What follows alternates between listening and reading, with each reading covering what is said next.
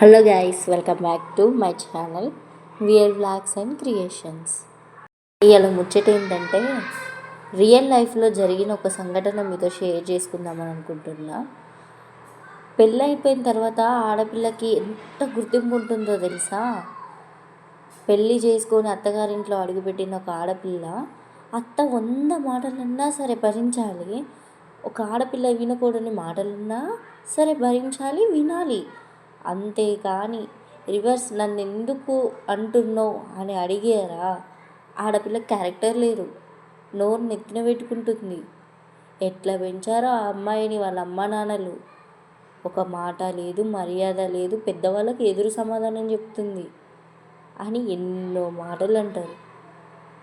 అదే కట్టుకున్నవాడు ఆ అమ్మాయి వాళ్ళ అమ్మాయిని వాళ్ళ అమ్మ 100 మాటలన్నా సరే ఒక్క మాట మాట్లాడని ఆ భర్త, అదే అమ్మాయి వాళ్ళ అమ్మని నువ్వు నన్ను ఎందుకు అడుగుతున్నాను, ఎందుకు అట్లా అంటున్నావు అని ఒక్కసారి ప్రశ్నించిస్తే ఆ కట్టుకున్నవాడు అసలు రూపం బయటపడుతుంది.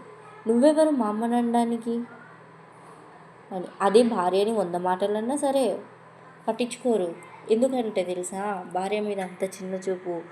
అందరిని వదిలేసుకొని నిన్ను నమ్ముకొని వచ్చింది కదా, అందుకు అంత చిన్న చూపు భార్య అంటే.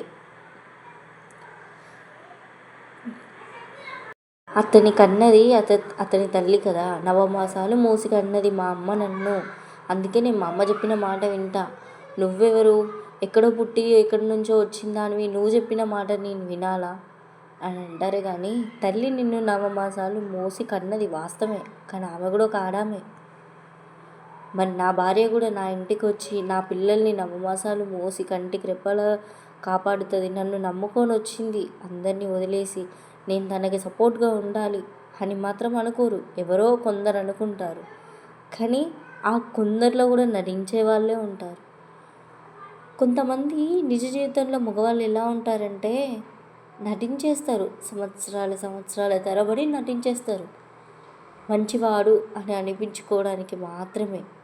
కానీ ఒక్కసారి ఆ భార్య నోరు తెరిచి ఏంటి నన్ను ఎందుకు ఇలా అంటున్నారు అని అడిగితే కథం, ఎక్కలేని శత్రుత్వం అంతా తన భార్య మీద వస్తుంది. భార్యకి సపోర్టుగా భర్త ఉండడు, అట్లా అని తన బిడ్డ కష్టాల్లో ఉందని తల్లిదండ్రులకు తెలిస్తే తల్లిదండ్రులు ఏం అడగకూడదు.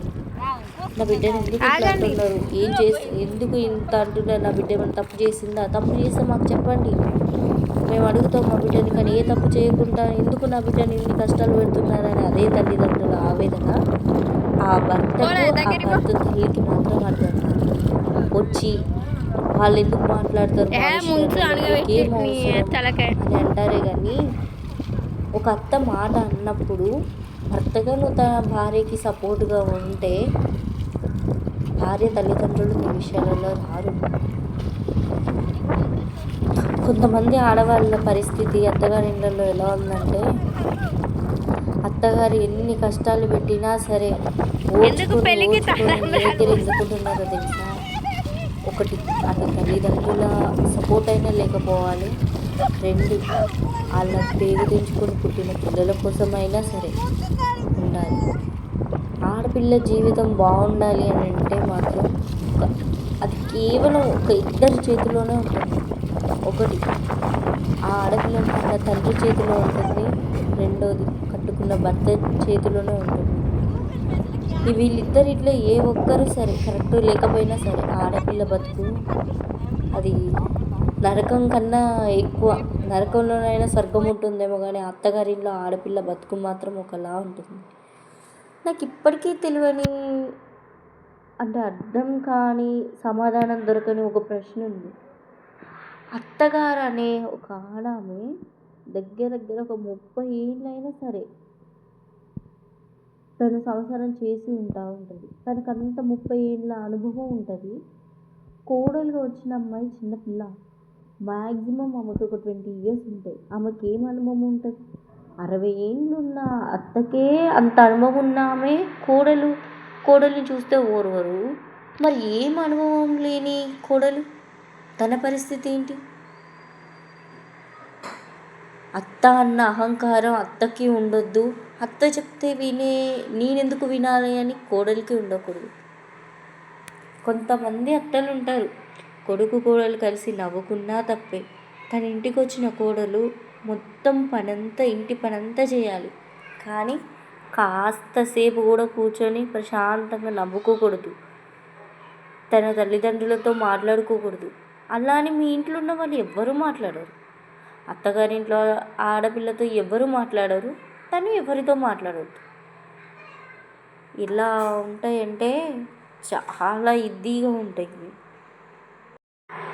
నిజ జీవితంలో ఇట్లాంటి బాధలు పడే ఆడవాళ్ళు ఎంతోమంది ఉన్నారు. తెలిసి తెలియని వయసులో పెళ్ళిళ్ళు చేస్తారు. వాళ్ళకు ఊహ తెలిసే టైంకా చేతిలో పిల్లలు ఉంటారు. లైఫ్ అంటే ఎట్లా ఉంటుందో తెలియదు.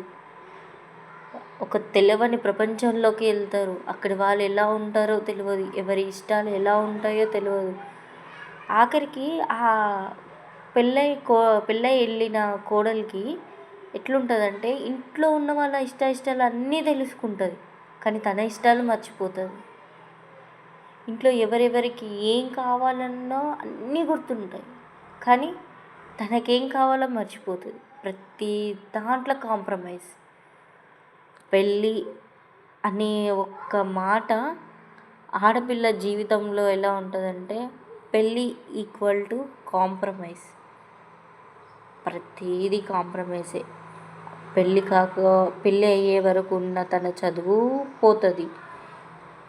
ఎక్కడ లేని బాధలు అవన్నీ తన నెత్తి మీదకి వస్తాయి. ఇప్పుడు ఏం చేయాలి, ఎలా ఉండాలి, ఏంటి అన్న ఆలోచన తనకి ఏం తెలియక ముందుకే పెళ్లి చేసి ఇంట్లో ఉన్న పెద్దవాళ్ళందరూ తలా ఒక్కొక్క మాట, అరే తన ఏజ్ చిన్నది, తను ఇప్పుడే వచ్చింది, ఇలా కాదమ్మా అలా చేయి ఎక్కడ దొరుకుతుందా, ఎక్కడ మాట అనాలా అని చూసి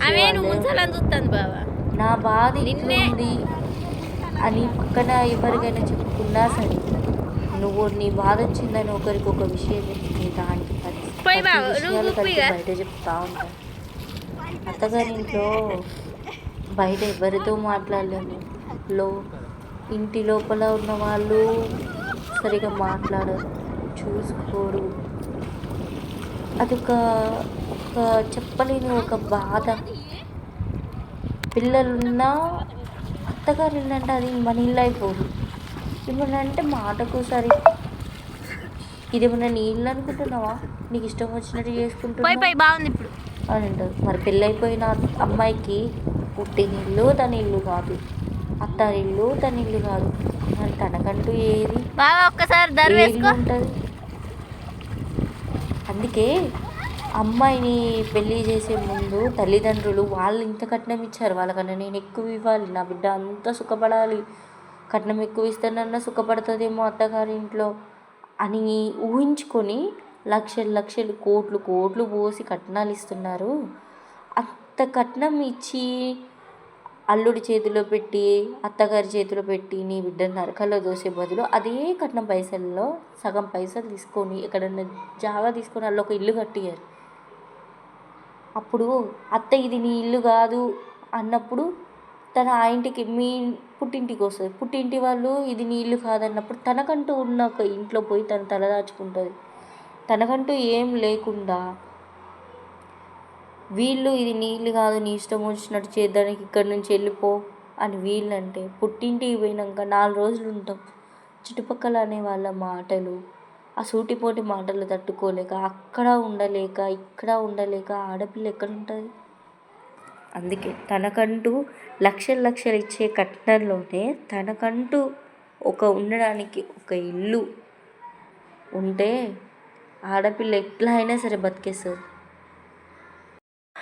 పెళ్ళికి ముందు ఆడపిల్లకి ధైర్యం, సర్వస్వం మొత్తం తన కన్న తండ్రి. పెళ్ళి తర్వాత ప్రతీది దేవుడు అన్నా దైవం అన్నా ప్రతి ధైర్యం, స్నేహితుడు అందరూ తన భర్తే. భర్త ఒక్కడు సరిగా చూసుకుంటే అంతకు మించిన భాగ్యం లేదు.